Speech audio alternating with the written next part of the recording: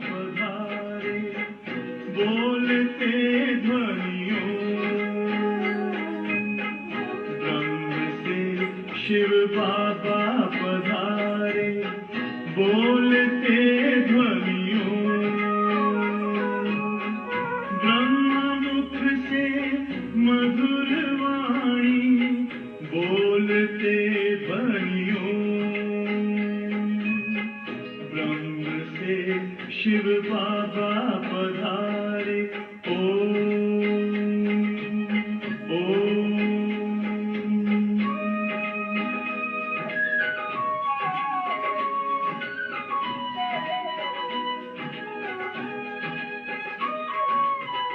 ओम की इस मधुर ध्वनि से किया परिवर्तन,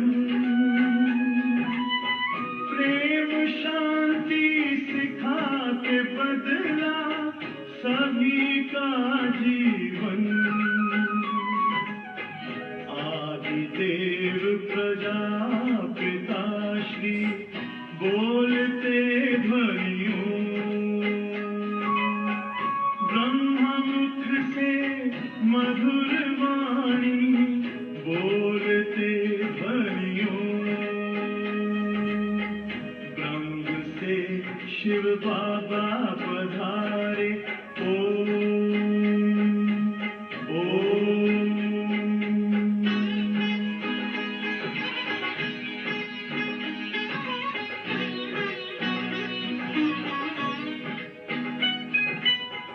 सोहनी सूरत मोहन मूरत, ज्ञान के मोती, भव्य मुख पर चंद्रमासी, चमकती ज्योति, दिव्य दर्शन दिव्य वाणी, बोलते ध्वनियों ब्रह्ममुख से मधुर वाणी, बोलते ध्वनियों ब्रह्म से शिव बाबा पधारे।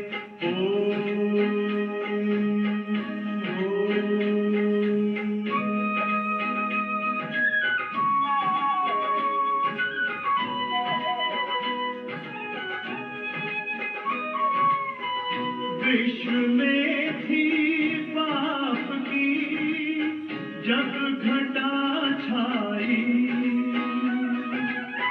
तब विभूति आप जैसी धरती पे आई। एक तार में बंध के सारे, बोलते ध्वनियों ब्रह्ममुख से मधुर वाणी, बोलते ध्वनियों ब्रह्म से शिव बाबा पधारे, बोलते ध्वनियों ब्रह्ममुख से मधुर वाणी, बोलते ध्वनियों ब्रह्म से शिव बाबा पधारे।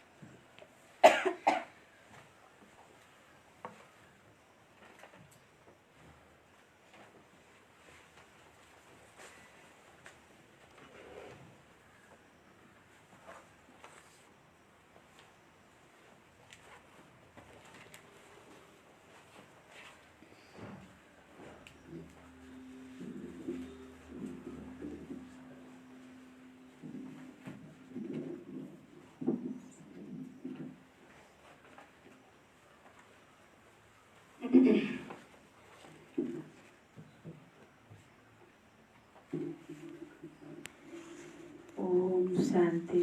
ओम शांति। ओम शांति। ओम शांति। ओम शांति। ओम शांति। आज मिति 2077 जेठ महीना 29 गते बिहिबार, तारिख छ 11/6/2020। बाबाको साकार महावाक्य मुरलीको मुख्य सारमा छ, मिठे बच्चे, यो रुद्र ज्ञान यज्ञ स्वयं रुद्र भगवानले रच्नु भएको हो। यो रुद्र ज्ञान यज्ञ स्वयं कसले रच्नु भयो? रुद्र भगवानले रच्नु भएको हो। यसमा तिमीले आफ्नो सबै थोक के गर्नु छ? स्वाहा गर्नु छ। यसमा तिमीले आफ्नो सबै थोक स्वाहा गर्नु छ। यज्ञमा के गरिन्छ? यज्ञमा के गरिन्छ? स्वाहा गरिन्छ, हैन? त यहाँ के स्वाहा गर्ने? के स्वाहा गर्ने यहाँ? आफ्ना विकारहरू। यहाँ के स्वाहा गर्ने? यहाँ के स्वाहा गर्ने? आफ्ना विकार, खराब बानी। विकार कहाँ छन्? आत्मामा। बाबा भन्दै हुनुहुन्छ, यसमा तिमीले आफ्नो सबै थोक स्वाहा गर, किनकि अब घर जानु छ।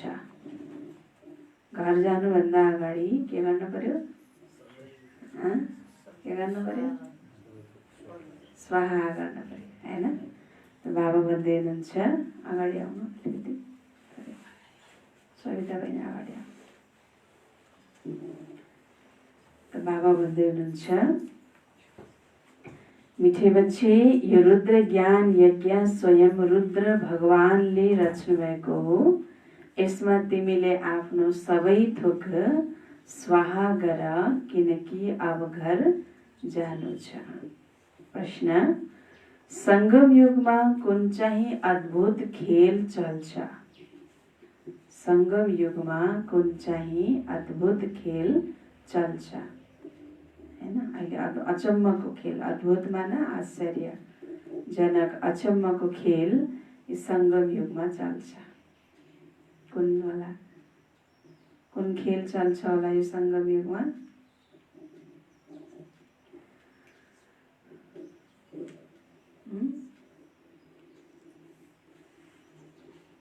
प्रश्न सोधेको त कसलाई हो? स्टुडेन्टलाई हो? नबोली बस्नलाई हो र? लेख्न पनि लेख्छन् विद्यार्थीले, नलेख्ने त होइन, तर लेखे पनि उत्तर त दिन्छन् नि त, होइन र?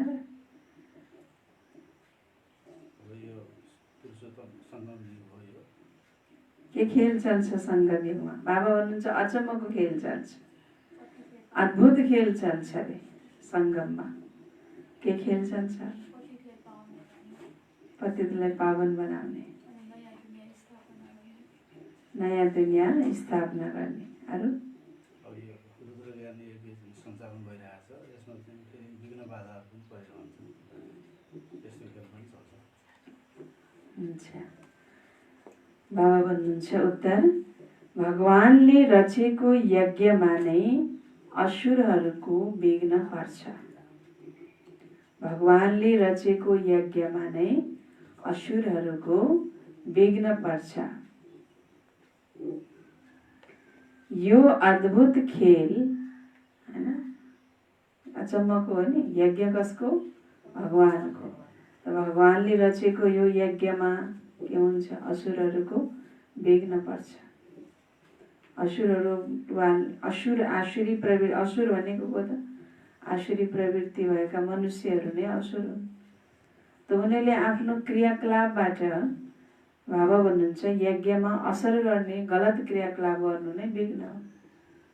यज्ञमा असर पर्ने, हैन, यज्ञलाई अपवित्र बनाउनको लागि, यज्ञलाई विध्वंस गर्नको लागि, यज्ञलाई हैन संहार गर्नको लागि, हैन, जुन चाहिँ मनुष्यले के गर्छन्, रोल खेल्छन्, त्यही नै विघ्न हो, हैन। ऋषि मुनिहरूलाई दुःख दिए भनेर शास्त्रमा गाइन्छ। त जो बाबाको यज्ञको रक्षक बच्चाहरू छन् उनीहरूलाई अनेक प्रकारको पीडा दिनु, उनीहरूमाथि अत्याचार गर्नु, यो नै के हो त यज्ञमाथि होइन असुरहरूको विघ्न हो। एउटाले पवित्र बन्छु भन्छ घरमा, अर्कोले पवित्र बन्न दिँदैन। जबरजस्ती विवाह गर भन्छ, जबरजस्ती मासु खाऊ भन्छ, जबरजस्ती त्यहाँ आउनको लागि रोक्छ, अनेक प्रकारका विघ्न बाधाहरू ल्याइदिन्छन् अगाडि होइन। त त्यो के भयो त विघ्न भयो। यो यज्ञको प्रति असुरहरूले के गरे त विघ्न ल्याए। त यो भगवानले रचेको यज्ञमा नै असुरहरूको विघ्न पर्छ। यो अद्भुत खेल सङ्गममा नै चल्छ। यो अद्भुत खेल सङ्गममा नै चल्छ। यस्तो यज्ञ फेरि सारा कल्पमा रचिँदैन। यस्तो यज्ञ फेरि सारा कल्पमा रचिँदैन। यो हो राजस्व अश्वमेध यज्ञ। यो हो राजस्व अश्वमेध यज्ञ। स्वराज्य पाउनको लागि राजस्व अर्थात् हैन स्वराज्य प्राप्त गर्नको लागि हैन यो यज्ञ हो। यसमा नै विघ्न पर्छ। यसमा नै विघ्न पर्छ। त बाबा भन्नुहुन्छ अहिलेको दुनियाँ कलिको दुनियाँमा पनि त्यही छ नि रीतिरिवाज। जो कोही व्यक्तिले राम्रो कर्म गर्छ भने उसलाई सबैले के गर्छ मिलेर नराम्रो गर्यो भने पनि फलानु यस्तो भन्ने कुरा काट्छन्, कुरा काट्दै हिँड्छन्। राम्रो गर्यो भने पनि यसलाई यस्तो गर्न दिनुहुन्न भनेर फेरि उसको खुट्टा तान्नेवाला कति हुन्छ होइन। त बाबा भन्दै हुनुहुन्छ त्यस्तै प्रकारले मनुष्यले कोही राम्रो कर्म गर्यो भने पनि होइन विघ्न ल्याउनेवाला मनुष्य नै हुन्छ भने यस अविनाशी रुद्र गीता ज्ञान यज्ञ जो भगवानले रच्नु भएको छ यस यज्ञमा पनि फेरि मनुष्य आसुरी प्रवृत्तिवाला मनुष्यले नै अनेक प्रकारको विघ्न ल्याउँछन्। त यो एउटा सङ्गम युगमा अद्भुत खेल चल्छ। ओम शान्ति। तिमी कहाँ बसेका छौ? कहाँ बसेका छौ?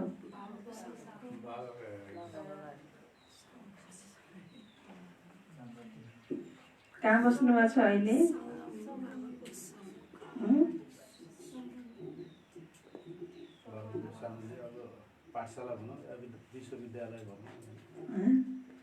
यसलाई स्कुल अथवा युनिभर्सिटी पनि भन्न सक्छौ।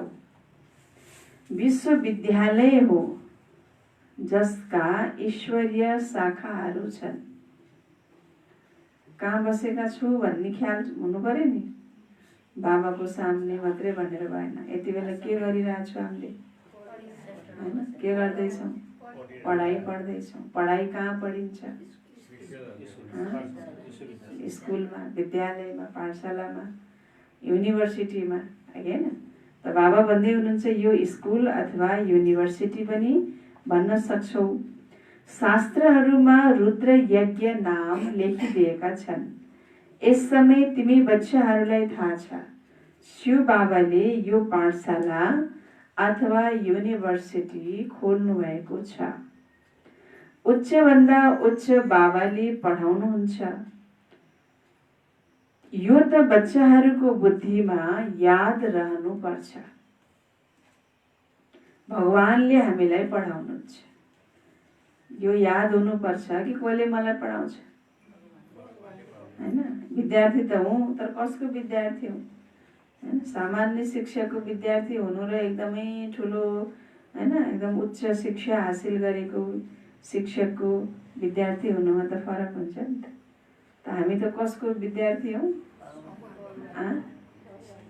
कसको विद्यार्थी हौ? शिव बाबाको। बाबाको त बच्चा हुन्छन्। बाबाका विद्यार्थी हुन्छन् कि बच्चा हुन्छन्? भगवानको विद्यार्थी स्वयं भगवान नै बसेर के गर्दै हुनुहुन्छ? शिक्षकको रूपमा पढाउँदै हुनुहुन्छ। त बाबा भन्दै हुनुहुन्छ तिमीलाई यो स्मृति हुनुपर्छ कि भगवानले हामीलाई पढाउनुहुन्छ। अब भगवानका बच्चा, भगवानका विद्यार्थी, उहाँले यो यज्ञ रच्नु भएको हो। यसको नाम पनि प्रसिद्ध छ, राजस्व अश्वमेध रुद्र ज्ञान यज्ञ। राजस्व अर्थात् स्वराज्यको लागि, राजस्व अर्थात् स्वराज्यको लागि यस यज्ञमा जे जति देखिनमा आउँछ त्यो सबैलाई स्वाहा गरिरहेका छौ। शरीर पनि स्वाहा हुन्छ। यसमा त अश्वमेध भनेको यो त अश्व भनेको यो शरीरलाई अश्व भनिएको हो। जसरी अश्वमेध यज्ञ रच्दाखेरि घोडा छोड्छन् हैन, त त्यो घोडाले जहाँ जहाँ पुग्छ त्यो सारा त्यो घोडा पुगेको ठाउँ जति एरिया जति सबै त्यो यज्ञ रच्नेवालाको राजाको हुन्छ। त्यही भएर कतिपय ऊभन्दा शक्तिशाली कोही छ भने हैन, त्यो राजाले कोही शक्तिशाली छ भने त्यो घोडालाई समात्छन् हैन। जसले घोडालाई समात्छ पक्रिन्छ, त्योसँग फेरि के गर्नुपर्छ, युद्ध गर्नुपर्छ। अनि युद्ध गरेर जितेर फिर्ता लिन सक्यो भने सक्यो हैन। यदि जित्न सकेन भने फेरि उसको आधीनता स्वीकार गर्नुपर्ने हुन्छ हैन। त यो सिस्टम बनेको द्वापर युगदेखिको। सतयुगमा त यस्तो थिएन। त द्वापर युगदेखिबाट यो चाहिँ नि सिस्टम बनेको। त बाबा भन्दै हुनुहुन्छ यहाँ पनि यो अश्वमेध यज्ञ यसलाई किन भनियो त भन्दा यो शरीर रूपी अश्वलाई त छोड्ने हो नि हैन। शरीर रूपी अश्वलाई यस यज्ञमा के गर्ने हो, स्वाहा गर्ने हो। त जसले यो तन मन धन यस यज्ञमा स्वाहा गर्यो हैन, त उसको लागि फेरि सारा विश्व नै के भयो त आफ्नो भइहाल्छ हैन। सारा विश्व नै आफ्नो हुन्छ उसको लागि। ऊ विश्वको के बनिहाल्छ, मालिक बनिहाल्छ। त जसले अहिले स्वाहा गर्न सक्दैन यसै अश्वलाई, शरीर यस यज्ञमा स्वाहा गर्न सक्दैन, पूर्ण आहुति गर्न सक्दैन, तन मन धन स्वाहा गर्न सक्दैन ईश्वरीय कार्यमा, बाबा भन्दै हुनुहुन्छ माने विकारहरूमाथि उसले जित प्राप्त गर्न सकेन। त विकारमाथि जित प्राप्त गर्न नसकेपछि फेरि ऊ अधीनको अधीन नै हुन्छ। अगेन बाबा भन्दै हुनुहुन्छ तिमीले अहिले के गर्दैछौ, यो शरीर पनि स्वाहा हुन्छ, आत्मा त स्वाहा हुन सक्दैन। सबै शरीर स्वाहा भएर जान्छन्, बाँकी आत्माहरू फर्केर भाग्छन्। यो हो सङ्गम युग। धेरै आत्माहरू भाग्नेछन्, बाँकी शरीर खत्म हुनेछ। यो सबै हो ड्रामा। तिमी ड्रामाको वशमा चलिरहेका छौ। बाबा भन्नुहुन्छ स्वराज्य यज्ञ रचिएको छ। यो पनि ड्रामा अनुसार ड्रामा योजना अनुसार रचिएको हो। ड्रामामा यो यज्ञ पनि रचिनु छ। ड्रामामा कहिले छ त यो यज्ञ रच्ने, ड्रामाको योजना अनुसार नै यो रचिएको छ। यस्तो भनिँदैन मैले यज्ञ रचेको छु। बाबाले पनि ड्रामा अनुसार नै यो यज्ञ रच्नु भएको छ। जति बेला ड्रामामा समय आउँछ तब बाबै सृष्टिमा आउनुहुन्छ र त्यही ड्रामाकै योजना अनुसार, प्लान अनुसार नै यज्ञ रचिन्छ। मैले रचेको हुँ यसको कुनै अर्थ छैन। ड्रामा योजना अनुसार तिमी बच्चाहरूलाई पढाउनको लागि कल्प पहिला जस्तै ज्ञान यज्ञ रचिएको छ। कल्प कल्प रचिन्छ। कल्प पहिला पनि रचिएको हो, अहिले पनि बाबाले रच्नु भएको छ र फेरि कल्प बाद पनि कल्प कल्प रचिन्छ। त यो ड्रामा बनेको छ नि। ड्रामा योजना अनुसार एकैपटक यज्ञ रचिन्छ। यो कुनै नयाँ कुरा होइन, अहिले बुद्धिमा बसेको छ। वास्तवमा 5000 वर्ष पहिला पनि सत्ययुग थियो। 5000 वर्ष पहिला पनि सत्ययुग थियो। अहिले चक्र फेरि दोहोरिरहेको छ। फेरि नयाँ दुनियाँ स्थापना भइरहेको छ।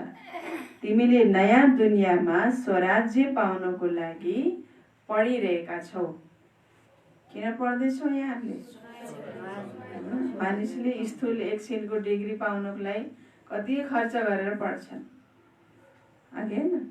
अब त्यही डिग्री पाएर पनि फेरि सफल हुने हो कि होइन, कति दिन चल्ने हो त्यो डिग्री, कोही ग्यारेन्टी नै छैन। छ त? त्यो डिग्रीको ग्यारेन्टी छ कति दिन चल्छ? छैन। एकछिनको लागि मनुष्यले एकछिनको ताजको लागि एकछिनको पदवीको लागि हैन मनुष्यले कति खर्च गर्छन्। बाबा भन्दै हुनुहुन्छ तिमी किन पढिरहेका छौ? स्वराज्य पाउनको लागि पढिरहेका छौ त तिमी पवित्र पनि अवश्य बन्नुपर्छ हैन। बाबाले हिजो मुरलीमा नि भन्नुभयो कति देवताहरू कस्तो हुनुपर्छ। देवता बन्नु छ भने दोस्रोको पवित्र भोजन खानुपर्छ, विकारमा जान हुँदैन, दोस्राको हातको भोजन खान हुँदैन हैन। बाबाले कति हिजो टेन्सन दिलाउनु भयो हैन। जो देवता बन्नेवाला आत्मा छ उसले घरिघरि बाबासित सोध्दैन कि बाबा शादी गरौँ भनेर। सोध्छ भने के त तिमीलाई मन छ गर भन्दिनुहुन्छ बाबाले हैन। अब थाहा छ बाबाले यो नियम हो यो मर्यादा हो भनेर, अनि घरिघरि बाबालाई किन सोध्ने? बाबाले हुनुहुन्छ तकदिरमा छैन, त्यही भएर घरिघरि के गर्छ सोध्छन् बाबाले। सोधेपछि त फेरि नगर भन्न भएन नि, किनकि बाबालाई थाहा छ कि नगर भने पनि यो बच्चाले गर्छ। अब भगवानले नगर भन्दा भन्दै त्यो गर्यो भने त उसमा फेरि भगवानको श्रीमतको अवज्ञा गरेको बोझा चढ्छ नि त, त्यो पाप चढ्छ। त्यही भएर बाबाले गर भन्नुहुन्छ अघि होइन। नगर भने पनि गर्नेवाला छ उसले अघि होइन। त्यही बाबाले भन्दै हुनुहुन्छ, आज पनि बाबाले भन्दै हुनुहुन्छ देवता बन्नेवाला आत्माहरू देवता कस्ता हुन्छन्? पवित्र बन्न पर्छ। पवित्र पनि उनीहरू नै बन्छन् जो ड्रामा अनुसार कल्प पहिला बनेका थिए, अहिले पनि बन्छन्। साक्षी भएर ड्रामालाई हेर्नुपर्छ र फेरि पुरुषार्थ पनि गर्नुपर्छ। बच्चाहरूलाई मार्ग पनि बताउनु पर्छ। मुख्य कुरा हो पवित्रताको। बाबालाई बोलाउँछन् नै आउनुहोस्, पवित्र बनाएर हामीलाई यस विकारी दुनियाँबाट लिएर जानुहोस् भनेर। बाबालाई किन बोलाउँछन्? किन बोलाउँछन् बाबालाई? आउनुहोस् अनि फेरि हामीलाई पवित्र बनाएर यस विकारी दुनियाँबाट लिएर जानुहोस्। बाबा आउनु भएको छ नि घर लिएर जानको लागि। बच्चाहरूलाई पोइन्ट त धेरै दिइन्छ। मुख्य कुरा फेरि पनि बाबा भन्नुहुन्छ मन मना भाव। ज्ञानको पोइन्ट त धेरै बाबाले दिनुहुन्छ, तर मुख्य फेरि के छ पोइन्ट? मन मना भाव। मन बाबालाई दिन पर्यो। पावन बन्नको लागि बाबालाई याद गरिन्छ, यो भुल्नु हुँदैन। जति याद गरिन्छ त्यति फाइदा हुन्छ। चार्ट राख्नु पर्छ, नत्र फेरि अन्त्यमा फेल हुन्छौ हैन। बच्चाहरूले सम्झिन्छन्, जस्तो कोही असल विद्यार्थी छ भने उसले पुरा नोट राख्छ नि त, अनि त्यसले नोट पढ्छ अनि पास हुन्छ हैन। त्यस्तै बाबाले भन्नुहुन्छ यहाँ पनि बच्चाहरूले के गर्नुपर्छ? चार्ट राख्नुपर्छ, चार्ट नोट हुनुपर्छ, अनि तिमी फेरि पास हुन सक्छौ, नत्र फेरि फेल हुन्छौ। बच्चाहरूले सम्झिन्छन् हामी नै सतो प्रधान थियौं, नम्बरवार पुरुषार्थ अनुसार जो उच्च बन्छन् हैन, जो के बन्छन्? उच्च बन्छन्, उनीहरूले मेहनत पनि धेरै गर्नुपर्छ। उच्च बन्नको लागि के गर्नुपर्छ? मेहनत पनि धेरै गर्नुपर्छ। बिना मेहनतको उच्च बनिन्छ त? समय, शक्ति, श्वास हैन, धन कति खर्च गर्नुपर्ने हुन्छ। त बाबा भन्दै हुनुहुन्छ यादमा रहनुपर्छ, यो त जानेका छौ, बाँकी थोरै समय छ, फेरि सुखका दिन आउनेछन्।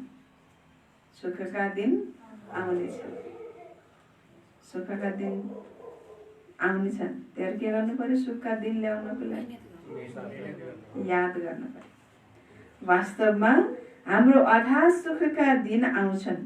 बाबा एकैपटक आउनुहुन्छ, दुःखधाम समाप्त गरेर आफ्नो सुखधाम लिएर जानुहुन्छ।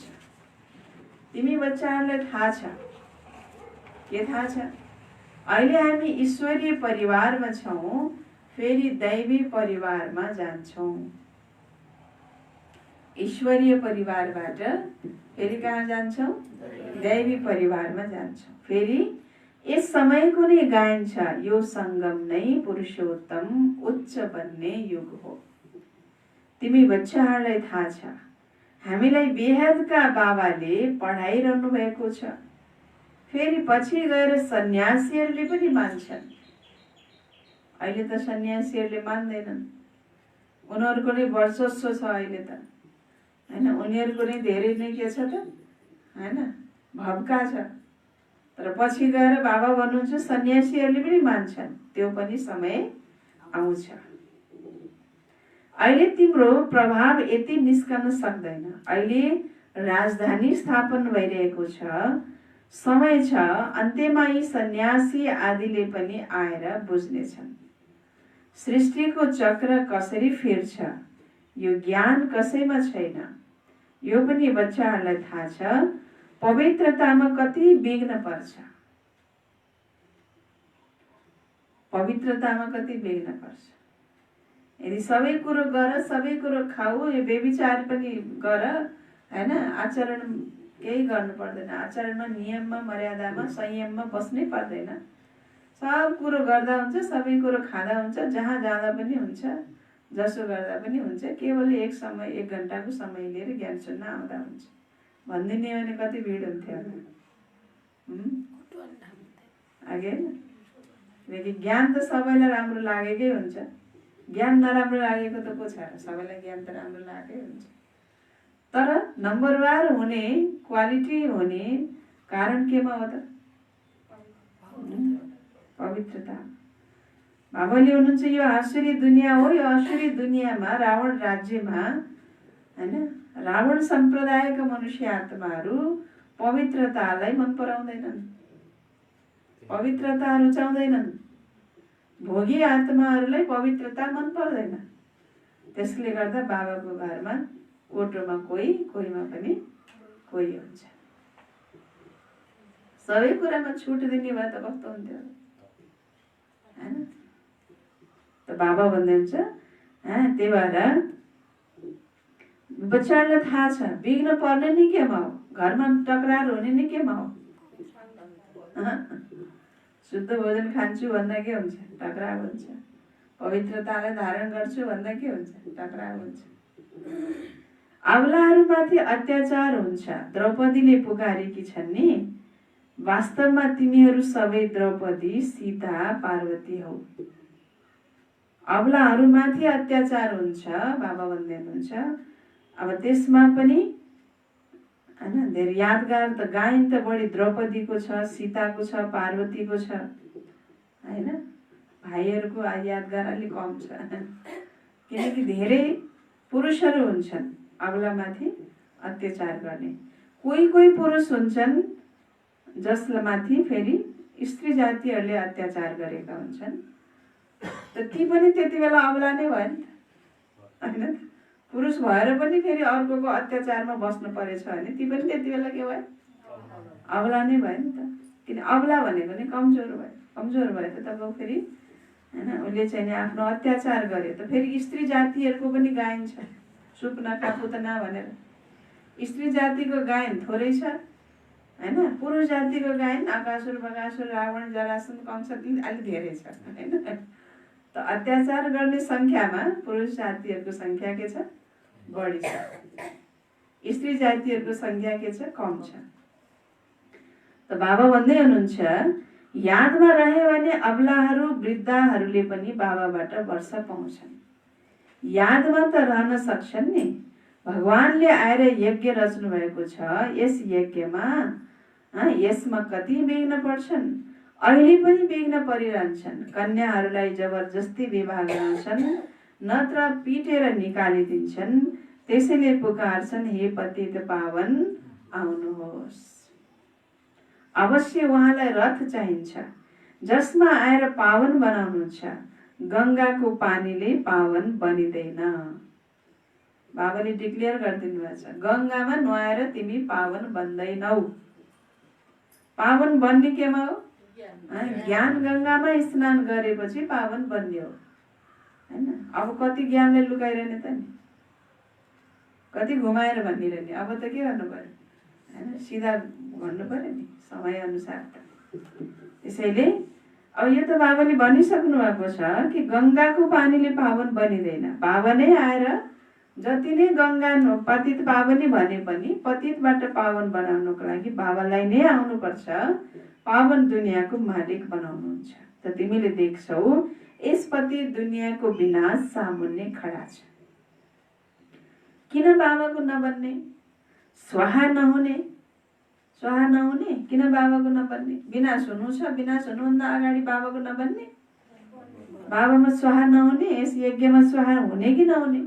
सोध्छन् स्वाहा कसरी हुने? कतिपय बच्चाहरूले सोध्छन् बाबा स्वाहा कसरी हुने, परिवर्तन कसरी हुने?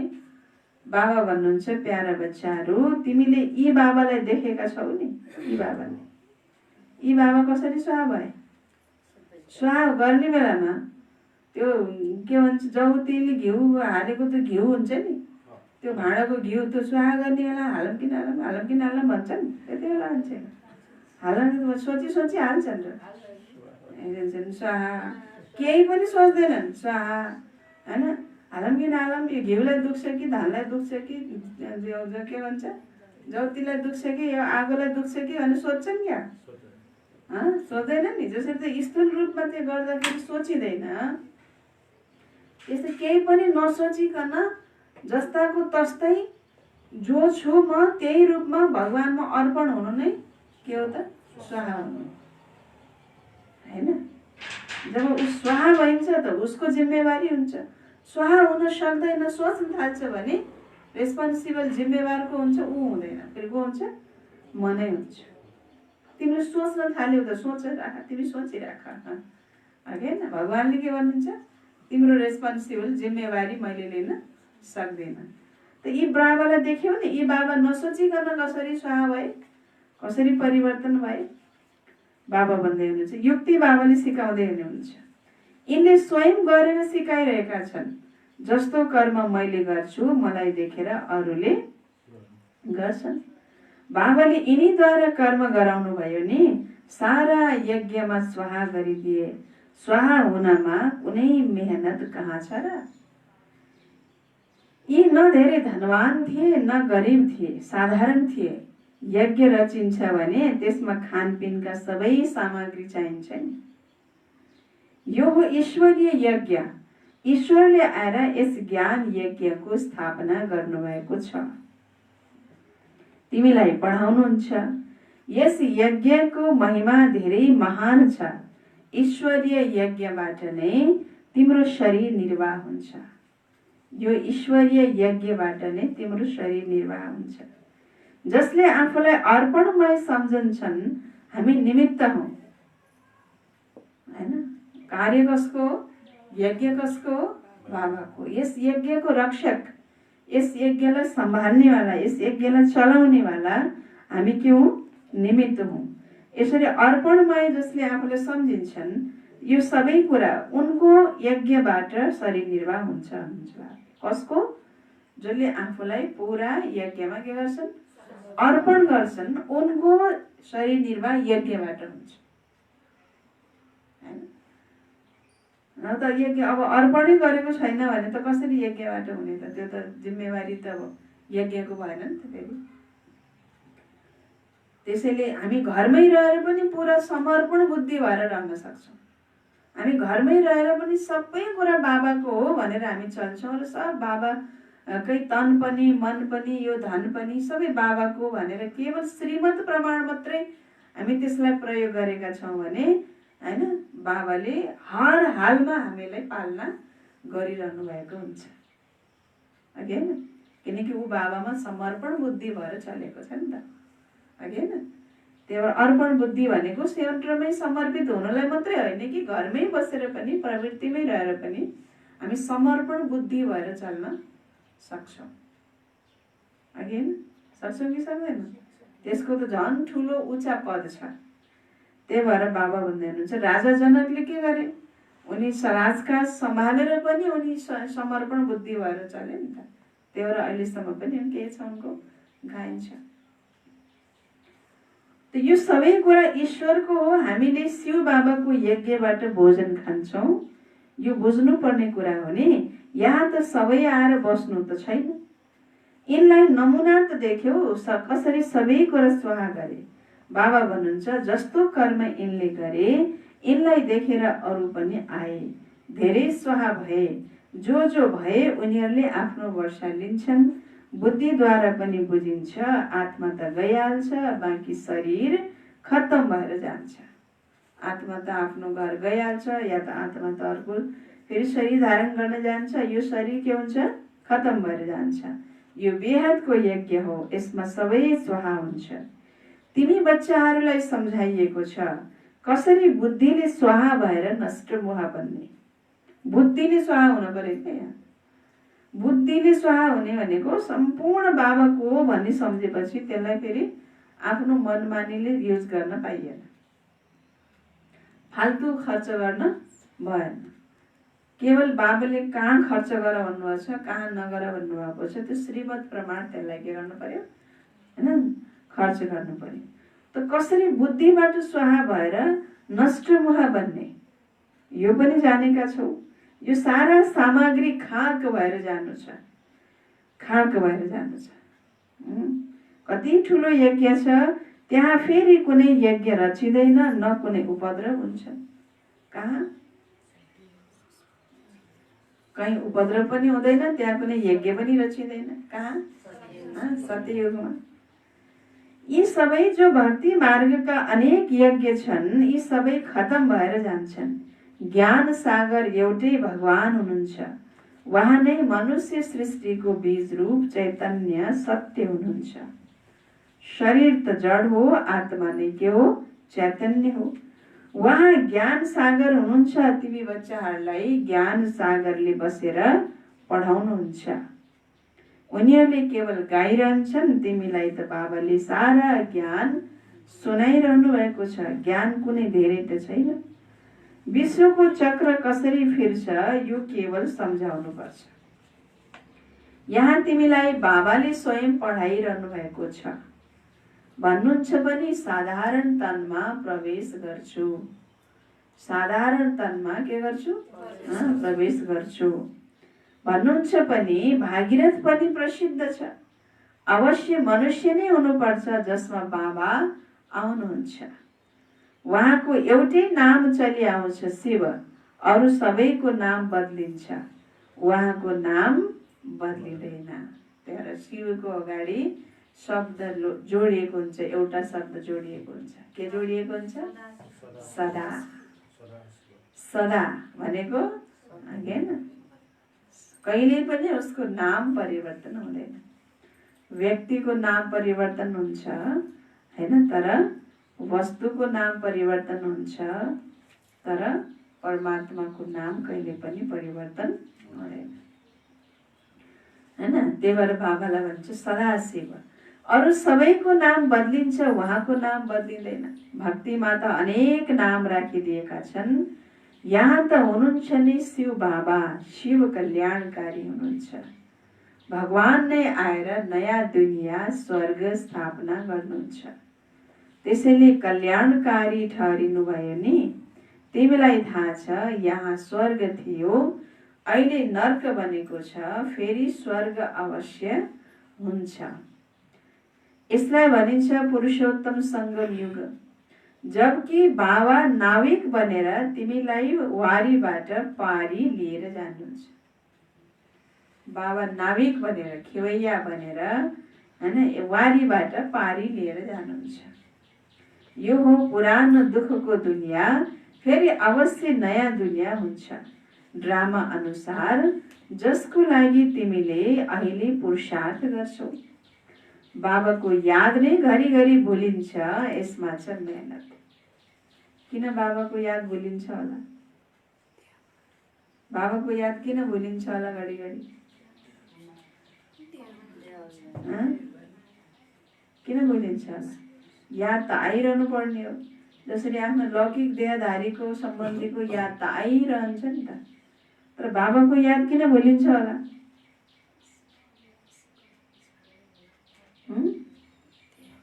किन भुलिन्छ?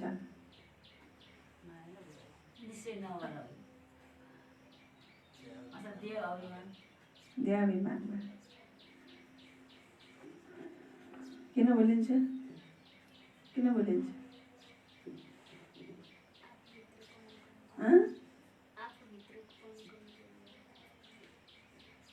सुन्दै सुनेन के बोलिन्छ? सुन्न त पर्यो नि बोलेको।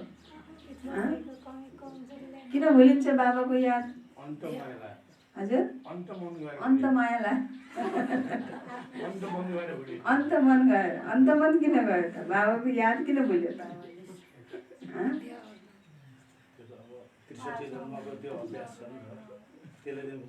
63 जन्मको अभ्यास छ देहधारीलाई याद गर्नेको कि बाबालाई याद गर्ने? देहधारीलाई याद गर्ने। बाबाको याद किन भुलिन्छ भन्दा हैन, किनकि पहिलो कुरा त हामी देह अभिमानमा घडी आउँछौँ। देह अभिमानमा आउन साथ बाबा त देहको पिता होइन नि त। बाबा कसको पिता हो? आत्माको पिता हो। त्यसले गर्दाखेरि देहाभिमानमा आएपछि बाबाको याद भुलिन्छ। दोस्रो कुरा, हाम्रो जन्मको हिसाब किताब चुक्ता भएको छैन, बोझा बढी भएको कारणले पनि बाबाको याद भुलिन्छ हैन। त्यो बोझलाई जति फेरि बाबालाई याद गर्दै गयो हैन, त्यसलाई त्यो बोझ जति खतम भएको छ, जति हामी हल्का हुँदै गएका छौँ हैन, फेरि बाबाको याद पनि बढी आउँदै जान्छ। अर्को कुरा, जति हामी पारिवारिक आफ्नो लौकिक सम्बन्धीहरूबाट नष्टमा बनेका छौँ भने बाबाको याद आउँछ हैन। उतातिर नष्टमा बनेको छैन भने यता याद आउँदैन। बुद्धि घरिघरि के हुन्छ? उतै नै खिचिन्छ। जतातिरको पलडा भारी हुन्छ त्यतै खिचिन्छ नि त हैन। त यी कुराहरूकै कारणहरू छन्। र दोस्रो कुरा, बाबा यति एभर प्योर हुनुहुन्छ। बाबा एकदमै प्योर हुनुहुन्छ। यति प्योर हुनुहुन्छ कि हाम्रो त्यो प्योर चिजलाई राख्नको लागि बुद्धि त्यति पात्र त्यति प्योर बनिसकेको छैन। त अन्त अपवित्र भाँडामा बाबा आएर कहाँ बस्नुहुन्छ त? त्यो बाबालाई राख्नको लागि, भगवानलाई राख्नको लागि पात्र पनि बहुत के हुनु पर्यो? शुद्ध प्योर हुनुपर्छ। त बाबाको याद घडी भुल्छन् बच्चाहरूले। यसमा छ मेहनत। बाँकी तिमीद्वारा जो विकर्म भएका छन् त्यसको सजाय कर्मभोगको रूपमा भोग्नै पर्छ।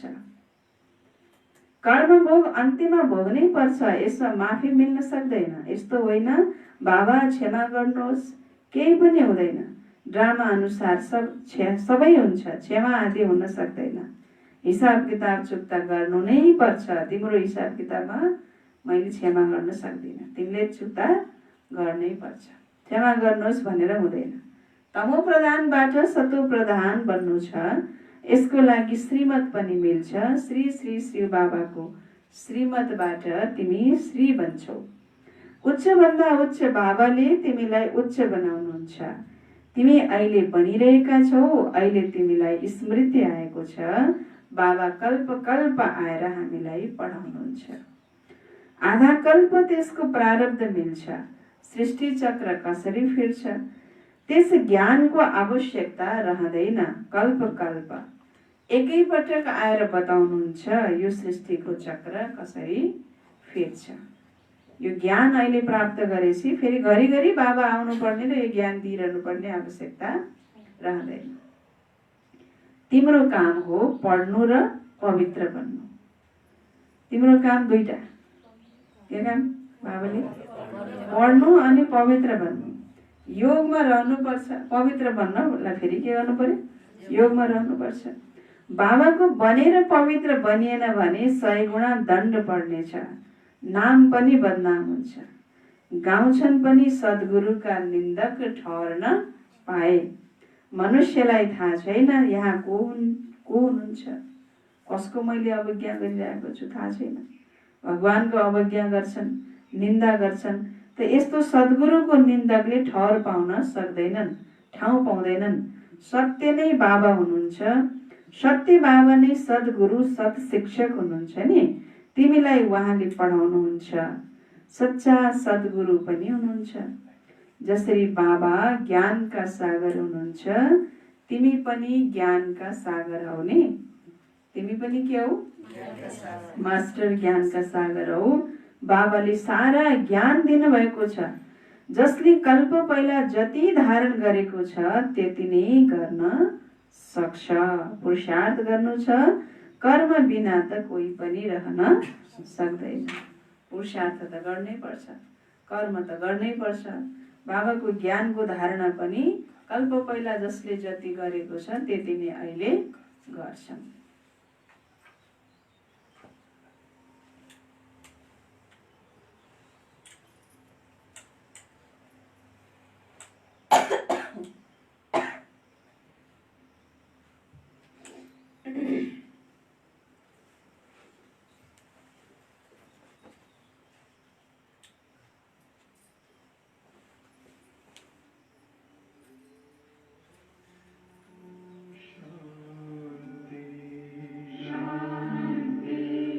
अंतर मन में ज्योति जगा लो, होगा दूर अंधेरा।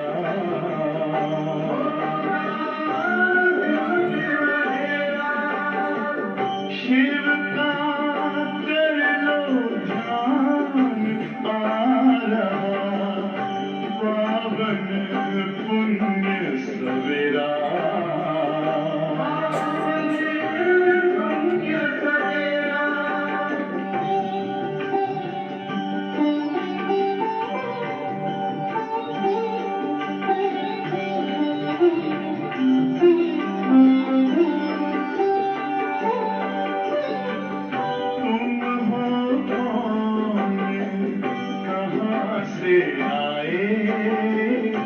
अपने आप को जानो,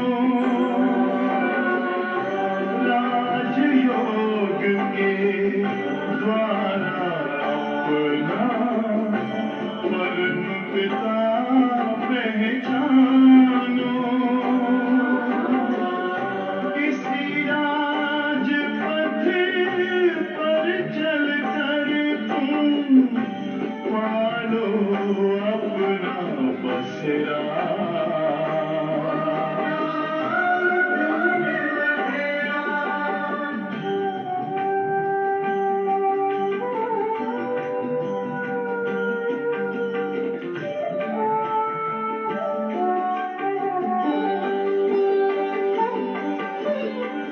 तुम हो आत्मा तन से न्यारे, परमात्मा को प्यारे। दिव्य गुणों को धारण करके योगी बनो दुलारे। ज्योति बिंदु ही तोड़ेगा ये माया मोह का घेरा।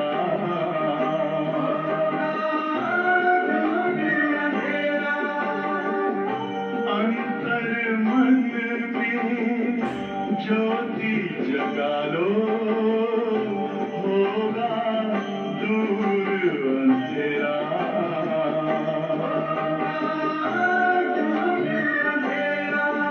ओम शांति, ओम शांति, ओम शांति।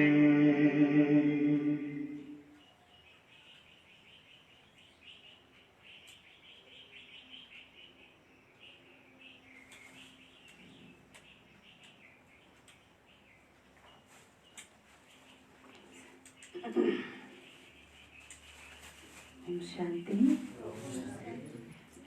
बाबाले कुन पोइन्टमा मुरली चलाउँदै हुनुहुन्थ्यो? कुन पोइन्ट चलिरहेको थियो?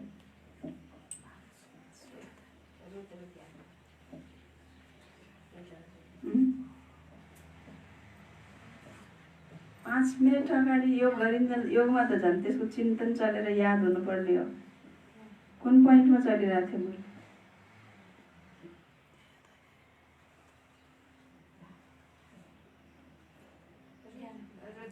ईश्वरीय विद्यार्थीको भएन है यो।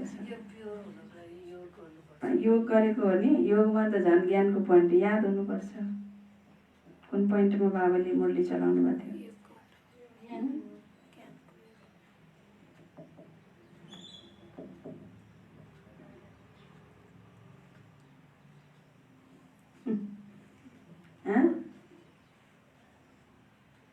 बिर्सिनलाई हो र बाबाको मुरली। अहिले हामी योग गरेको हो कि होइन? यथार्थ योग गरे हो कि होइन? यदि त योग यथार्थ हो भने मुरलीको पोइन्ट किन याद भएन त? बाबाले कुन पोइन्टमा मुरली चलाइरहनु भएको थियो? परेन भाइ? नयाँ सङ्घमा जानको लागि, सङ्घबाट नयाँ दुनियाँ जानको लागि। पोइन्ट बाबाले अन्तिम पोइन्ट कुन चलिरहेको थियो? भएन। यो विद्यार्थीको यो चाहिँ लक्षण देखिएन।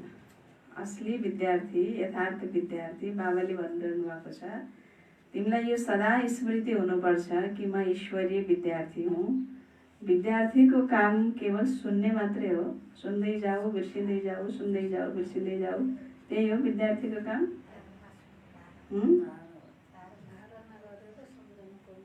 अनि विद्यार्थीको त ज्ञान धारणा गर्नुपर्ने हुन्छ। त विद्यार्थीकोले त धारणा गर्नु पर्यो नि त जीवनमा, होइन र?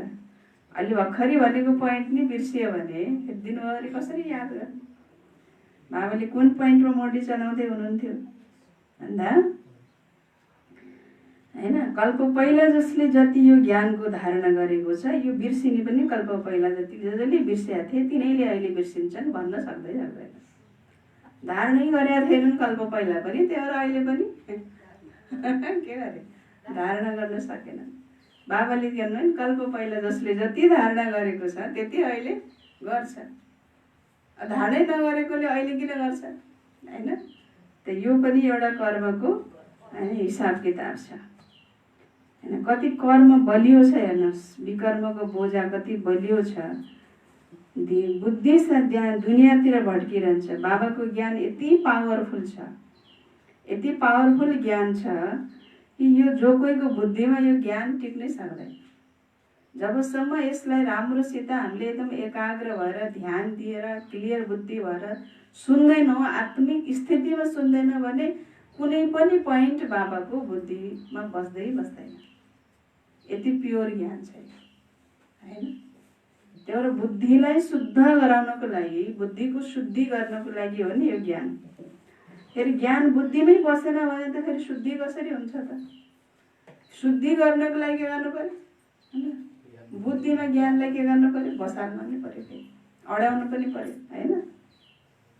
बाबा भन्दै हुनुहुन्छ पुरुषार्थ गर्नुपर्छ, कर्म बिना त कोही पनि रहन सक्दैनन्। कति आठ्यो गाँधी गर्छन्, त्यो पनि कर्म हो नि। यो पनि एउटा धन्दा हो आजीविकाको लागि। नाम हुन्छ, धेरै पैसा मिल्छ, पानीमा आगोमा हिँड्छन्। त्यस्तो पनि रिद्धि सिद्धिवाला चमत्कारवाला हुन्छन्, आगोमा पानीमा हिँड्छन्। केवल उड्न मात्र सक्दैनन्, बाँकी आगोमा नि हिँड्छन्, पानीमा नि हिँड्छन्, चमत्कार देखाउँछन्, होइन? बाबा भन्दै हुनुहुन्छ त्यसमा त पेट्रोल आदि चाहियो नि, होइन? उड्नलाई त के चाहियो? पेट्रोल आदि चाहियो नि। तर यसबाट फाइदा त केही छैन, पावन त बन्दैनन्। साइन्सको पनि दौड छ, उनीहरूको हो साइन्सको दौड र तिम्रो हो साइलेन्सको। सबैले शान्ति नै माग्छन्। बाबा भन्नुहुन्छ शान्ति त तिम्रो के हो? के हो शान्ति तिम्रो? स्वधर्म हो। यो त बिर्सिनु भएन नि, होइन? यदि त धारणा भएको छ नि शान्ति हाम्रो के हो? स्वधर्म हो। त्यति मात्रै हो शान्ति? शान्ति हाम्रो के हो? स्वधर्म मात्रै हो।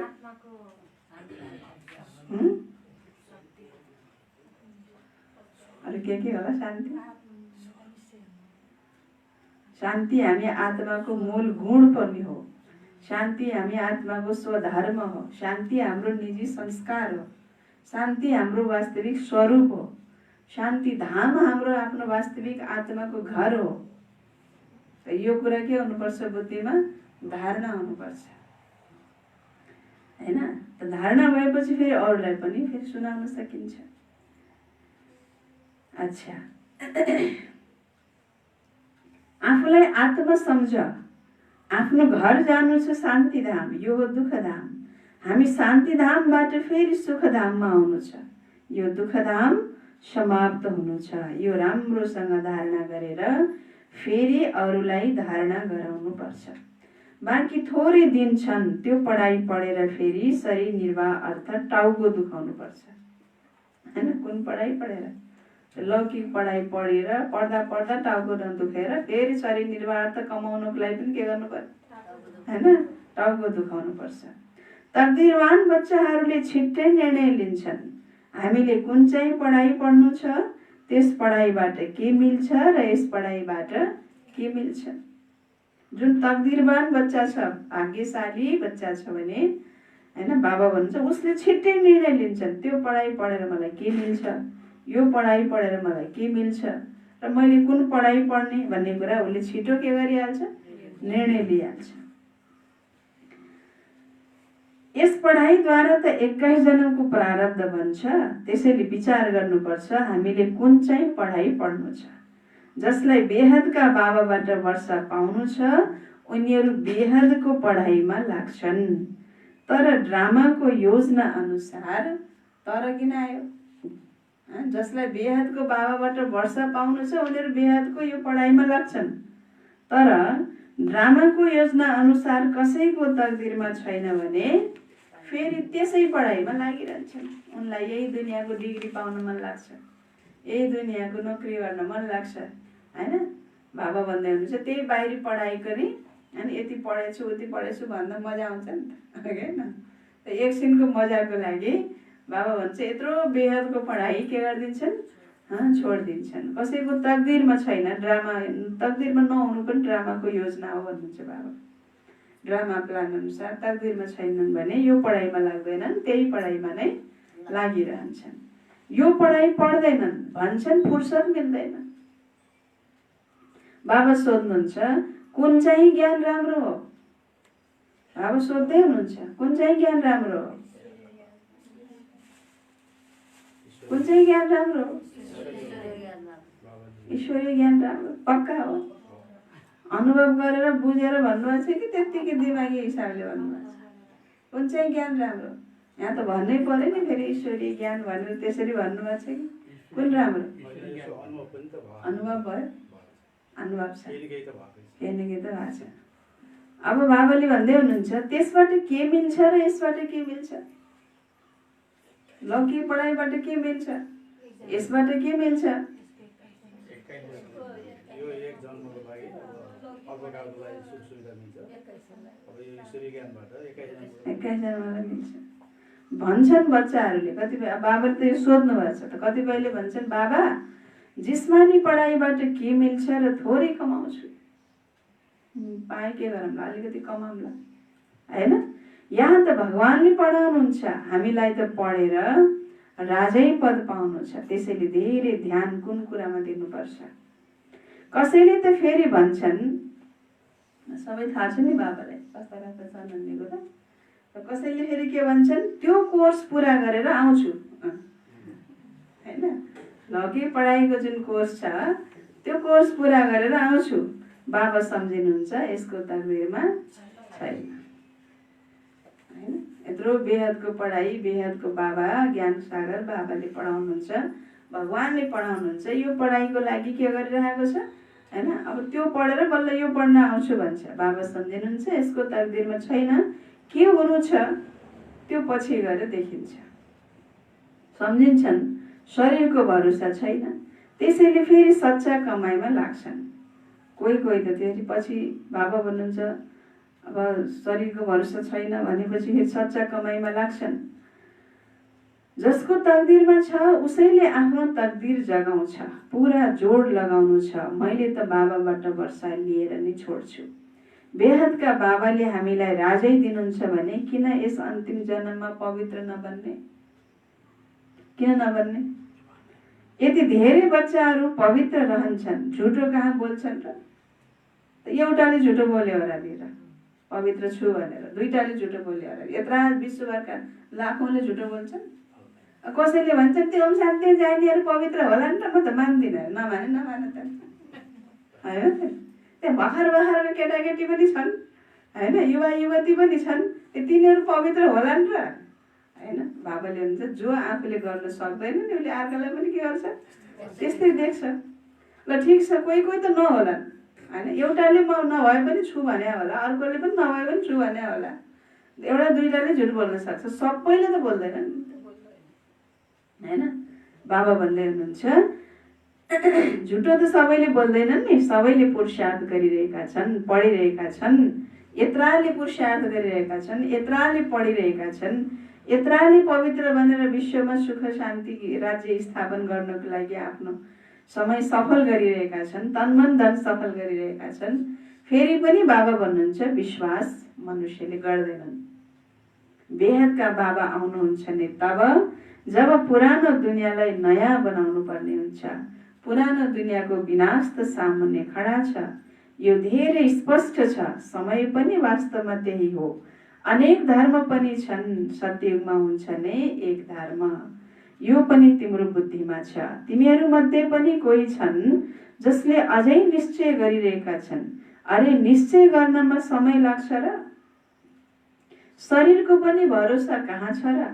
थोरै पनि मौका गुमाउनु हुँदैन। यो शरीरको पनि त कहाँ भरोसा छ र? कति बेला कहाँ चिप्लिने हो र अनि फुस्स प्राण जाने हो थाहा छ? ठुलो न्यु चाहिन्छ प्राण जानलाई होइन, सानै न्युले पनि भइहाल्छ होइन। त थोरै जो मौका छ, यो थोरै पनि मौकालाई गुमाउनु हुँदैन। तर कसैको तकदिरमा छैन भने केही पनि बुद्धिमा आउँदैन। यी सबै कुरालाई उसले के गर्छ? बिर्सिन्छ। न जीवन प्रति, न जगत प्रति, न आफ्नो कर्म प्रति, न ईश्वर प्रति, न भविष्य प्रति, केही कुरामा पनि सजग गम्भीर हुँदैन। सबै कुरा बिर्सेर बस खाओ पियो मौज गरो। तकदिरमा छैन भने उसको बुद्धिमा केही पनि आउँदैन। अच्छा, मिठे मिठे सिकिलदे बच्चाहरूप्रति माता पिता बाप दादाको याद प्यार एवं गुड मर्निङ। रुहानी बाबाको रुहानी बच्चाहरूलाई नमस्ते। रुहानी बच्चाहरूको रुहानी बाबालाई गुड मर्निङ, नमस्ते बाबा, नमस्ते, गुड मर्निङ। धारणाको लागि मुख्य सार। पहिलो पोइन्ट, सच्चा कमाई गरेर 21 जन्मको लागि आफ्नो तकदीर बनाउनु छ। तकदीर कति जन्मको लागि बनाउनु? 21 जन्मसम्म तकदीरले बनाउनु पर्यो। त कमसे कम 21 वर्ष त पुरुषार्थ गर्नु पर्यो नि है। 21 वर्ष त चाहियो नि कमसे कम। त बाबाले भन्दै हुनुहुन्छ 21 जन्मको लागि आफ्नो तकदीर बनाउनु छ।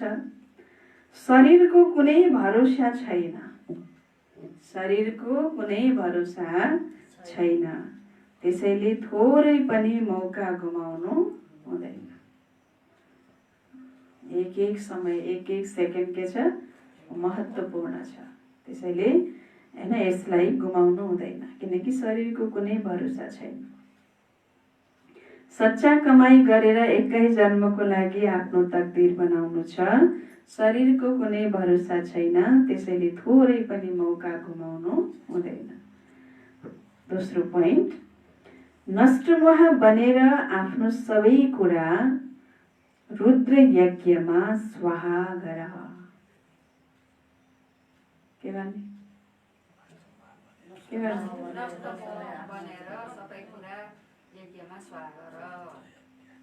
सबै स्वाहा गर्न पर्यो। तन पनि स्वाहा गर्न पर्यो, मन पनि स्वाहा गर्न पर्यो, धन पनि स्वाहा गर्न पर्यो। त्यो धनको प्रति नै मोह छ भने बाबालाई दिन त मन लाग्छ, फेरि क्या दिम भने फेरि निकालेको पनि फेरि के गर्छ? थन्क्याउँछ होइन। त बाबा भन्दै हुनुहुन्छ यज्ञमा धनको प्रति नै स्वाहा, नष्ट बन्न पर्ने रहेछ। यहाँ धन भन्ने कुरा आज जान्छ फेरि भोलि आउँछ, आइहाल्छ, एकातिर जान्छ अर्कोतिर आउँछ। त्यसैले धन प्रति, मन प्रति, तन प्रति, सबै कुरा, तन मन धन जन समय सबै कुरा प्रति, यज्ञ प्रति के हुनु पर्यो? स्वाहा। नष्टमा बनेर आफ्नो सबै कुरा रुद्र यज्ञमा स्वाहा गर। आफूलाई अर्पण गरेर निमित्त भएर सम्हाल। के गरेर सम्हाल? ट्रस्टी, निमित्त। मेरो होइन, मेरो दुकान होइन, मेरो घर होइन, मेरा छोराछोरी होइनन्। कसका छोराछोरी हो? बाबाका छोराछोरी हुन्।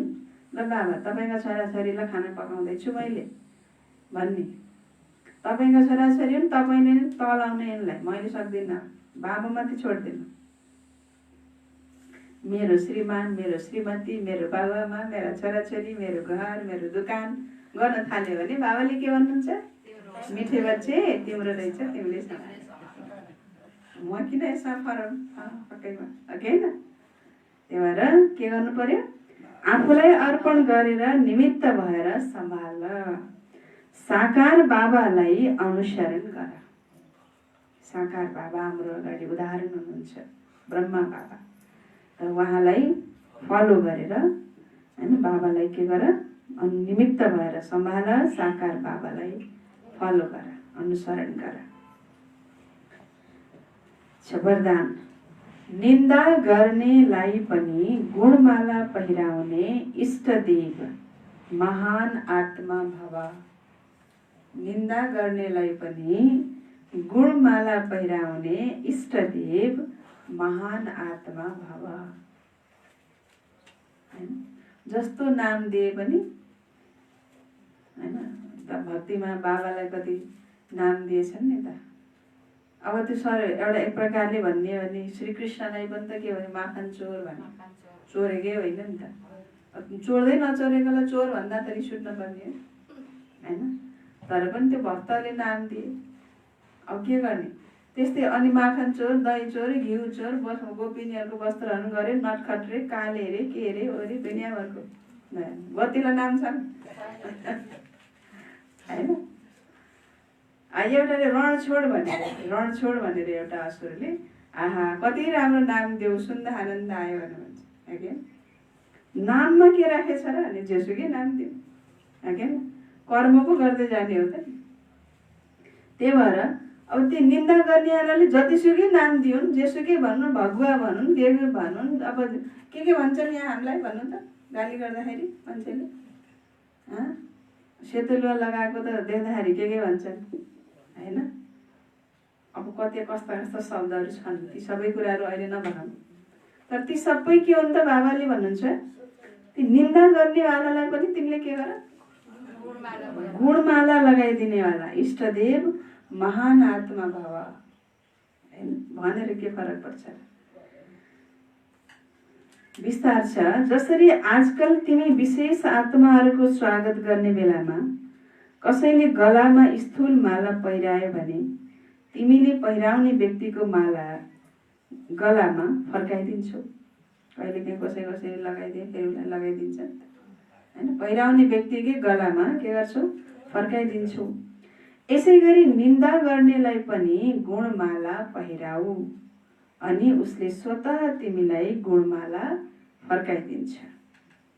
किनकि निन्दा गर्नेलाई गुणमाला पहिराउनु अर्थात् जन्म जन्मको लागि भक्त निश्चित गर्नु होइन। अब निन्दा गर्नेवालाको आफूले निन्दा गर्न थाल्यो भने त ऊ पनि त भइहाल्यो, ऊ पनि भक्त, म पनि के भएँ? भक्त। अब इष्टदेव बन्ने कि भक्त बन्ने? द्वापर युगदेखिबाट फुल चढायो, अहिले निन्दाको फुल चढाइरहेछ। अहिले जति निन्दा गर्छ नि त्यति द्वापरिकबाट त भक्त भनेर झुकेर फुल चढाएको चढाइ गर्छ, ढोगेको ढोगे गर्छ। किनकि अहिले सङ्गम युगमा के गर्यो? निन्दा गर्यो नि त, गाली गर्यो, निन्दा गर्यो, हुने नहुने बोल्यो, अनि त्यसको फेरि चुक्ता गर्नु पर्यो नि होइन। त्यसै द्वापर युगबाट त्यही आत्मा बाबा भन्नुहुन्छ तिम्रो के भन्छ? के भन्छ? भक्त भन्छ। त्यसैले त्यो निन्दा गर्नेवालालाई पनि गुणमाला लगाइदिने भनेको जन्म जन्मको लागि आफ्नो भक्त निश्चित गर्नु हो। त्यसैले उसले निन्दा गर्यो भन्दैमा तिमी पनि निन्दा गरेर हिँड्ने होइन, तिमी रिसाउने होइन, तिमी रुने होइन, तिमी चिन्तित हुने होइन। तर त्यो निन्दा गर्नेवाला आत्मालाई पनि बाबा भन्नुहुन्छ तिमीले के गर? गुणमाला पहिराऊ अर्थात् जन्म जन्मको लागि भक्त निश्चित गर्नु हो। यो दिनु नै अनेक पटकको लिनु हुन जान्छ। अहिले तिमीले गुण दियौ नि त, शुभ भावना दियौ, मिठो बोली दियौ, राम्रै भावना दियौ, शुभचिन्तक बन्यौ उसको प्रति होइन भने बाबा भन्नुहुन्छ त्यो गुण तिमीले दियौ, त्यस कारणले फेरि अनेक पटक उसबाट तिमीले के गर्छौ? लिन्छौ, श्रद्धा लिन्छौ, सम्मान लिन्छौ होइन, पूजा गर्छन् उनीहरूले। यो दिनु नै अनेक पटकको लिनु हुन जान्छ। यही विशेषताले इष्टदेव महान आत्मा बनाइदिन्छ। यही विशेषताले इष्टदेव महान आत्मा बनाइदिन्छ। बाबाको ज्ञान कति मिठो छ। यो सबै कुरा ज्ञानलाई स्मृतिमा राख्ने अनि कहिले के भन्यो भने दुःख लाग्ने, रिस उठ्ने हुन्छ हुन्छ खुसी भइन्छ झन्। त्यो महिमा गर्नेवालालाई भन्दा गाली गर्नेलाई झन् खुसी हुन्छ। अहिले मलाई गाली गरिरहेको छ, तिमी नै मेरो भक्त रहेछौ होइन।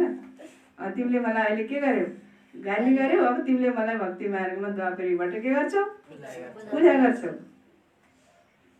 भनेपछि त यो मेरो भक्त भयो भने त खुसी हुनु परेन है।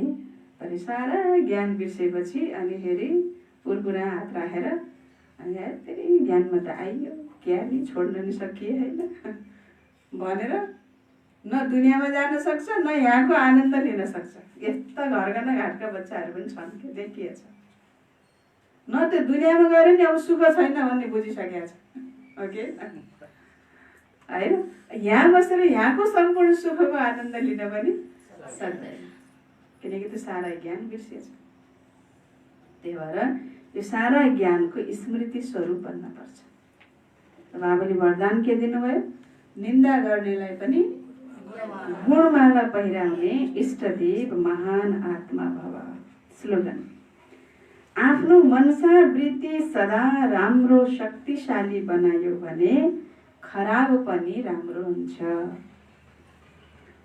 आफ्नो मनसा वृत्ति सदा राम्रो शक्तिशाली बनायो भने खराब पनि के हुन्छ, राम्रो हुन्छ। तिमीले आफ्नो मनसालाई सदा शक्तिशाली राम्रो बनायो भने खराब पनि के हुन्छ, राम्रो हुन्छ। तो बाबाले सारमा भन्नुभयो, मिठे बच्चे यो रुद्र ज्ञान यज्ञ स्वयं रुद्र भगवानले रच्नु भएको हो। रुद्र भगवानले रच्नु भएको हो हैन। यसमा तिमीले आफ्नो सबै थोक स्वाहा गर किनकि अब घर जानु छ। घर जानुभन्दा अगाडि सबै कुरा के गर, स्वाहा गर। अच्छा, ओम शान्ति, ओम शान्ति। आज बिहिबार जेठ महिना 29 गते, जेठ महिनाको अन्तिम बिहिबार हैन। र आज हाम्रो चन्द्रप्रकाश भाइजी जो अमेरिकामा हुनुहुन्छ, हाम्रो ईश्वरी बहिनी आउनुभएको छ है। हाम्रो चन्द्रप्रकाश भाइजी उहाँ भए पनि बेला मौकामा बाबालाई फेरि सम्झेर भोग लगाइरहनुहुन्छ। र आज उहाँको अलौकिक जन्मदिन, 10 वर्ष ईश्वरीय ज्ञान मार्गमा प्रवेश गरेको 10 वर्ष पुरा भएको उपलक्ष्यमा बाबालाई भोग लगाउनु भएको छ। सायद मलाई लाग्छ यति बेला त उहाँ बेलुका भएको छ होला, अघिल्लो दिनको बेलुका छ हैन। र फेरि पनि उहाँले अब भोग लगाएको छ भन्ने कुरा उहाँले थाहा छ। त्यसले गर्दा मुरली सायद सुनिरहनु भएकै छ होला हैन। र विशेष उहाँलाई हामी सबै ब्राह्मण बच्चाहरू जो क्लासमा आउनु भएको छ, जो आउनु भएको छैन हैन, उहाँहरू सबै बाबाको तर्फबाट, हामी बाबाका सम्पूर्ण बच्चाहरू ब्राह्मण परिवारको तर्फबाट हाम्रो चन्द्रप्रकाश भाइजीलाई यो अलौकिक जन्मदिनको हार्दिक हार्दिक मङ्गलमय शुभकामना। ताली पनि बजाइदिनु हैन। उहाँ बसेर पनि बेला मौकामा बाबालाई भोग पनि लगाउनु भएको छ, बेला मौकामा सेवा पनि गर्नुहुन्छ। त यो पनि एउटा ईश्वरीय हैन, परिवारप्रति, बाबाप्रति र यज्ञप्रति एउटा स्नेहको, प्यारको निशानी हो। कोही व्यक्ति आफ्नो कार्यधन्दामा जान्छ भने कोही सबै बिर्सेर बस्छ भने, कोही व्यक्ति आफ्नो कार्यधन्दामा गएर नि बाबालाई, परिवारलाई, यज्ञलाई कहिले पनि उसले बिर्सिँदैन। त यस्तो बच्चाहरू जो कि हैन महान भाग्यशाली हुन्छन्। त जुन स्थानमा गए पनि बाबाको मद्दत त्यो आत्माले प्राप्त गरिरहेकै हुन्छ। त यो अलौकिक जन्मदिन, ईश्वरीय जीवनको अलौकिक बर्थडेको उपलक्ष्यमा भाइजीलाई धेरै धेरै हामी शुभकामना दिन्छौँ। उहाँको एउटा पुरुषार्थमा अझै तीव्रता आओस् र जो पनि शुद्ध सङ्कल्पहरू छन् ती सबै पुरा हुँदै जाउन् र आफ्ना बचेकुचेका अधुरा जुन कारोबारहरू छन्, अब हिसाब किताब छिटो चुक्ता गरेर अब घर जानु छ त्यसैले अधुरा आधा अधुरा कारोबारहरू पनि छिटोभन्दा छिटो अब त्यो चुक्ता गरेर बन्धनमुक्त हुँदै जाने, आफ्नो कर्तव्य निर्वाह गर्दै जाने, बन्धनमुक्त हुँदै जाने र बाबाले जुन आज निमित्त भएर अर्पण बुद्धि भएर निमित्त भएर सम्हाल भन्नुभएको छ, त त्यस्तै ट्रस्टी भएर निमित्त भएर सम्हाल्नको लागि हाम्रो भाइजी एउटा उदाहरण बन्नुहुनेछ। त यो हाम्रो एउटा शुभ भावना छ र शुभकामना छ र जन्मदिनको हार्दिक बधाई छ। र यसै गरी फेरि आज सङ्कल्प गर्नुभएको छ हाम्रो बिन्दु माताजी, जो रेगुलर क्लासमा आउनुहुन्थ्यो र अहिले अब लकडाउनको कारणले पनि आउनु भएको छैन र अहिले भर्खरै उहाँको 3-4 दिन भयो, उहाँको एपेन्डिक्सको अपरेसन पनि भएको छ। त्यसले गर्दाखेरि पनि उहाँ अहिले आराम रेस्टमा हुनुहुन्छ। त्यसैले उहाँको पनि शीघ्र स्वास्थ्य लाभको हामी सबैले हार्दिक मङ्गलमय शुभकामना गर्छौँ। शीघ्रभन्दा शीघ्र उहाँ स्वास्थ्य लाभ हुँदै जाओस् र उहाँको नाति जेठो छोरा अमेरिकामा हुनुहुन्छ र नातिको आज जन्मदिन पनि भएको कारणले नातिलाई पनि सम्झेर जन्मदिनको उपलक्ष्यमा उहाँले भोग लगाउनु भएको छ। त अप्रत्यक्ष रूपमा भए पनि उहाँको नातिलाई पनि हामी जन्मदिनको हार्दिक हार्दिक मङ्गलमय शुभकामना व्यक्त गर्दछौँ र हाम्रो बिन्दु माताजीको पनि शीघ्र स्वास्थ्य लाभको हामीले कामना गर्दछौँ। र यसै गरी अन्तिम हाम्रो बागलुङ बाबाको घरमा समर्पित रूपमा सेवारत हाम्रो शान्ति बहिनी जो हुनुहुन्छ, शान्ति बहिनीको लौकिक आमा जो ज्ञानमा चल्नु भएको छ, ज्ञानी हुनुहुन्छ, आमा बुवा सबै परिवारै ज्ञानी हुनुहुन्छ र शान्ति बहिनी पनि विगत 15-16 वर्षदेखिबाट ईश्वरीय सेवामा समर्पित रूपले सेवा गर्दै आउनु भएको छ र उहाँको आमालाई अहिले शारीरिक कर्मभोग हिसाब किताब चुक्ता गर्ने क्रममा मणिपाल हस्पिटलमा भर्ना हुनुहुन्छ, आइसियूमा हुनुहुन्छ र बहिनी आमाको रेखदेखको लागि नै अहिले हस्पिटल गइसक्नु भएको छ र उहाँले पनि आमालाई योगदान दिनु है दिदी भनेर थोरै सङ्कल्प मिसाउनु भएको छ हैन। त्यसै कारण सबैको एउटा शीघ्र स्वास्थ्य लाभको हामी सबैले हैन कामना गर्नेछौँ। आमाको नाम पवित्रा गिरी हो र उहाँ पनि यस्तो अन्तिम अवस्थामा एकदमै होमोग्लोबिन 3 पोइन्ट पुग्दाखेरि पनि मान्छे हिँडिरहेको छ हैन, टाठोदेखि हुँदाखेरि त्यहाँ अहिले शान्ति बहिनीले दिनदिनै आएर मलाई भन्नुहुन्छ, दिदी डक्टरहरू छक्क परिरहेछन्, यस्तो क्रिटिकल केसमा पनि उहाँ कति टाठो हुनुहुन्छ, बोल्नुहुन्छ भन्नुहुन्छ। यो त भगवानकै कमाल हो, भगवानले रक्षा गर्नुभएको छ। बाबाको बच्चा भएको भएर नै होला, त्यो तपस्याको बलले नै होला कि आज यस्तो अवस्थामा पनि उहाँ मान्छे कति सिरियस हुन्छन् यस्तो हुँदा त, तर उहाँ त टाठै हुनुहुन्छ, बोल्ने हुनुहुन्छ, आइसियूमा राखेको छ त पनि टाठै हुनुहुन्छ हैन। त्यसबाट नि सेवा भइरहेको छ हैन। भनेपछि हाम्रो चेहराबाट पनि के हुँदो रहेछ, बिमारीको अवस्थामा हाम्रो चेहराबाट पनि के हुँदो रहेछ, सेवा हुँदो रहेछ। भनेपछि उहाँको पनि शीघ्र स्वास्थ्य लाभको हामीले कामना गर्छौँ र जन्मदिनको शुभकामना दिँदै र बिमार शारीरिक कर्मभोग चुक्ता गर्नुभएका माताजीहरूलाई पनि शीघ्र स्वास्थ्य लाभको कामना गर्दै बाबालाई हामीले हैन भोग लगाउनेछौँ। सबैजना हैन अलर्ट भएर एकदम अटेन्सन दिएर हैन योगदान दिनुहुनेछ र बाबालाई हामी सबै मिलेर वतनमा गएर भोग स्वीकार गराउनेछौँ। ओम शान्ति।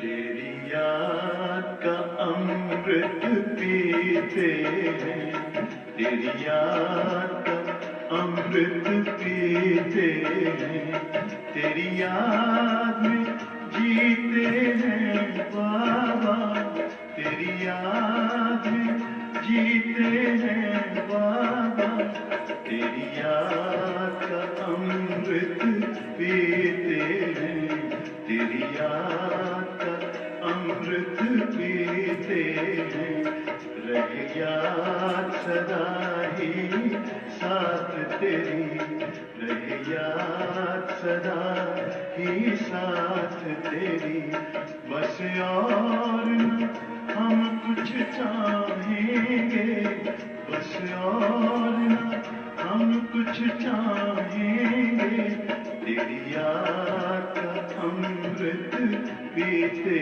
हैं, तेरी याद का अमृत पीते हैं।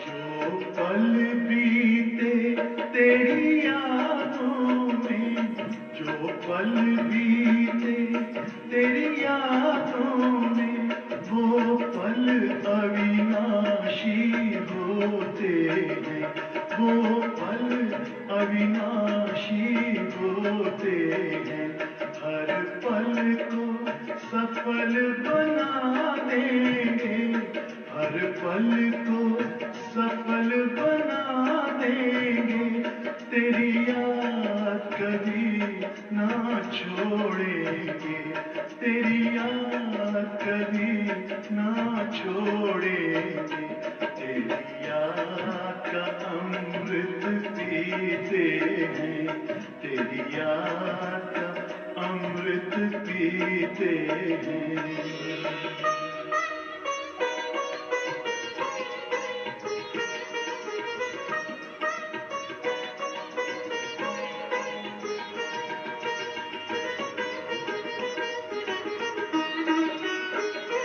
यूं ही आप रहो संग संग बाबा, यूं ही आप रहो संग संग बाबा, इस दुनिया के सुख पाने क्या, इस दुनिया के सुख पाने क्या, लहराते रहे तेरी यादों में, लहराते रहे तेरी यादों में, उन यादों में खो जाएंगे, उन यादों में खो जाएंगे, तेरी याद का अमृत पीते हैं, तेरी याद का अमृत पीते हैं, तेरी याद में जीते हैं बाबा,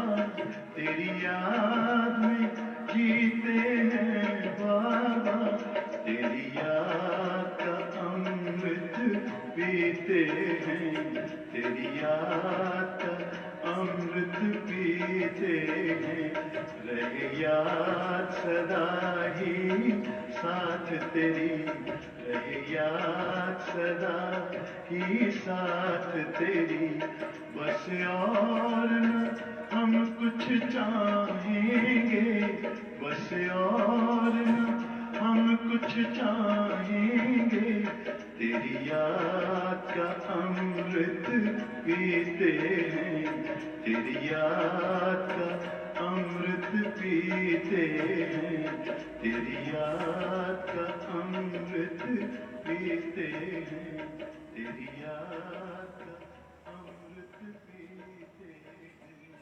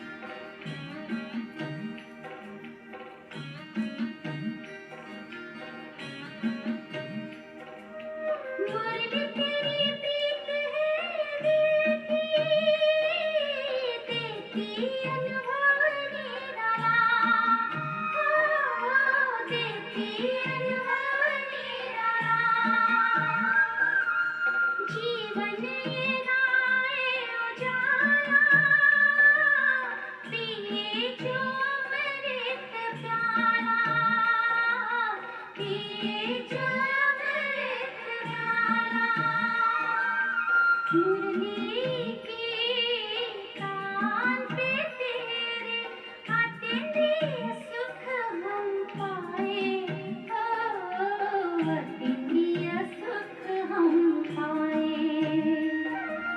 बाबा तेरी मीठी मुरली की धुन सुन कर के मन हर्षाए। सुन कर के मन हर्षाए।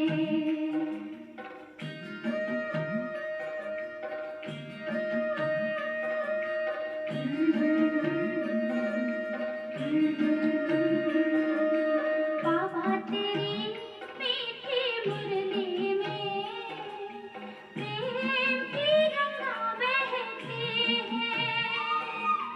उड़ चले आओ वतन में, मीठे स्वर में कहती है। वरदान शक्तियाँ देने को बाबा बैठे हैं बाजे फैलाए।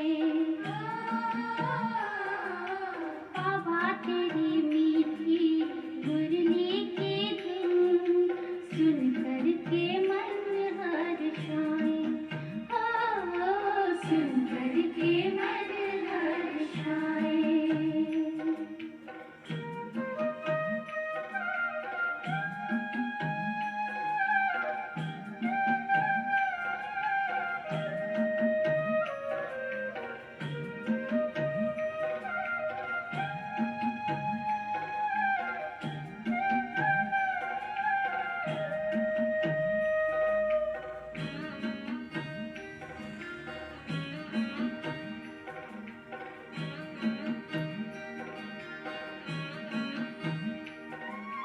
मुरली के प्रकाश से मन में आशाओं का दीप जला है। आशाओं का दीप जला है। मीठा अंधेरा जीवन का नव प्रभात खिला है। नव प्रभात खिला है। मीठे बच्चे कहे मीठे